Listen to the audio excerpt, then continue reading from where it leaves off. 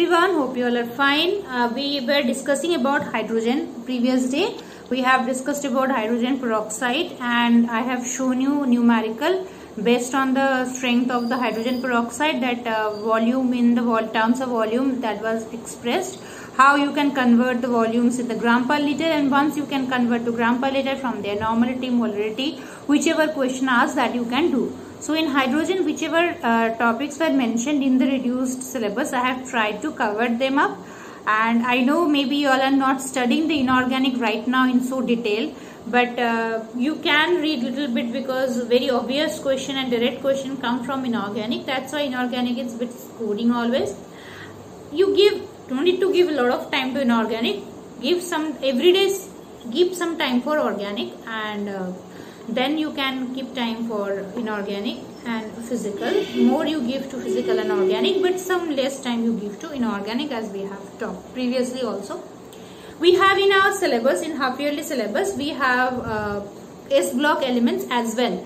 We have S block elements, we have hydrogen, we have redox. These three chapters we have in our this half yearly syllabus. Only P block elements will be left for the upcoming annual examination. So redox and hydrogen we have done almost. I will start S block elements. It's also not a very big chapter, as you all know that inorganic is very small in class 11, and many things are related with the chemical bonding chapter, especially for the group chemistry. S, P, D, F, this 4 blocks, and group chemistry we have in class 11 and 12. In 11 we have S block elements, and from P block we have 13, 14 I guess, and rest all that is 15 to 18 are there in class 12, and then G and F block also there in class 12. So group chemistry is basic parts, that is comparative study of the elements, their properties. These are actually maximum are related to your chemical bonding chapter. So S block element means we have group 1 and group 2. Group 1, that is lithium, sodium, potassium, rubidium, cesium, francium, and of course we will not consider hydrogen here, and in maximum cases francium, and in the group 2, that is radium, is placed away as they are radioactive elements and found very less amount in the nature. Alkaline earth, that is group 2 or 1A or 2A as we call it in the old notation. The elements are beryllium, magnesium, calcium, strontium, and radium, barium and radium. So these are the elements on which our basic or general studies will be there. As we all know, in the modern periodic table, Moseley's classification based on atomic number made the groups in such a way. So if we study about the group, we get the idea of individual elements and their properties. Alkali metal and alkaline earth metal, they are typical metals. The name alkali metals is given from this fact that alkali, these elements when dissolved in water, they forms alkalis, quite strong alkalis they produce. And alkaline earth metals were discovered later. They also dissolve in water, produce alkalis, but maximum cases they are weak alkalis, like calcium hydroxide, magnesium hydroxide. They are weak alkalis. They are found in the earth crust in the compound form because they are highly reactive elements. These elements, their melting point, boiling point is low, density is also low, they are very soft. We know that group 1 elements, they can be cut with knife, like sodium, potassium, they can be cut with knife, and due to their high reactivity, they are stored in kerosene, under the kerosene, because whenever it comes in contact with atmosphere, moisture or oxygen, they then and there react, forms a tarnish over the metal, and if moisture is present due to the exothermic reaction, there can be chance of catching fire and accident. Lithium is placed in the paraffin works and preserved. I always used to ask this question in the class, that why other alkali metals are preserved in the kerosene wire, but lithium is not. It is preserved in the paraffin works.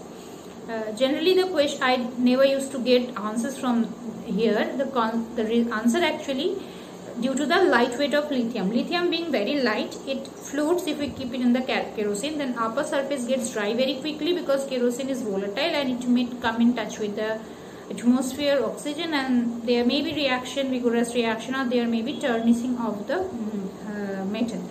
but so the lithium as light, it is placed in the paraffin works safely, rest others kept in kerosene, they remain inside the kerosene, and upper layer of the kerosene protect them to come in touch with the oxygen or the atmospheric moisture. Now these elements, as I was talking, they are very reactive, and if we talk about their general properties like atomic radius of the alkali metals are the highest among their own periods, because they are the first element. We know across a period the atomic radius decreases, we know the reason.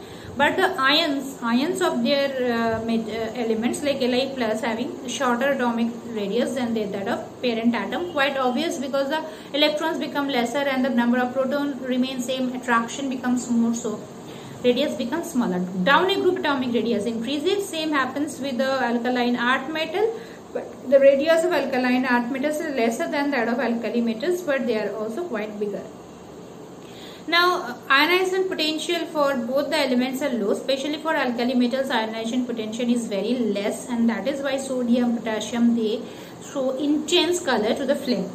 As we know, the flame test, sodium gives golden yellow color, potassium lilac color. Again here strontium, which is present in the group 2, which gives a crimson red color, whereas magnesium, calcium do not, because the magnesium, calcium, their IP is little bit higher, but once again you are going down the same group, the strontium's ionization potential or ionization enthalpy become less, and then they can eject the electron easily, and then the heat or the light that comes out when they goes back to the ground state, that color it shows, the energy that radiate, the color it shows comes in the visible region, and we can see intense color in that. That is the reason behind the showing intense color in the flame test for those particular atoms or the elements. Now these alkali metals, they are electron affinity being very low, and they are highly electropositive element.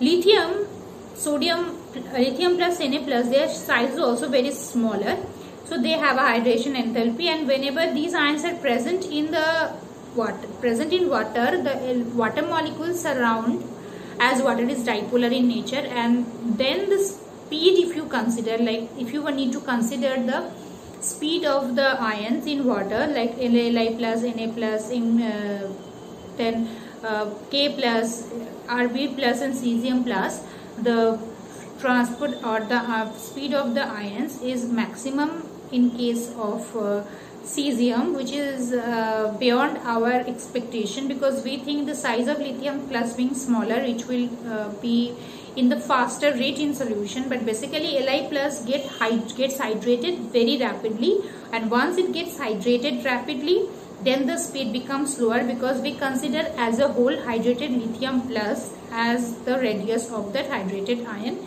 and that does not happen in the case of cesium, and so the speed become comparatively higher than that of hydrated Li plus. So these are certain conceptual things from this group. Next day we will continue with the discussion similarly with the properties, and then we have reactions of this, general reaction of these elements, and then we have general preparation in Kastner-Kellner method. I guess sodium hydroxide solvents process, now it's there or not in the reduced syllabus, I need to check. Some compounds, their uses, and in that way we will be continuing with this chapter. Keep studying, take care, and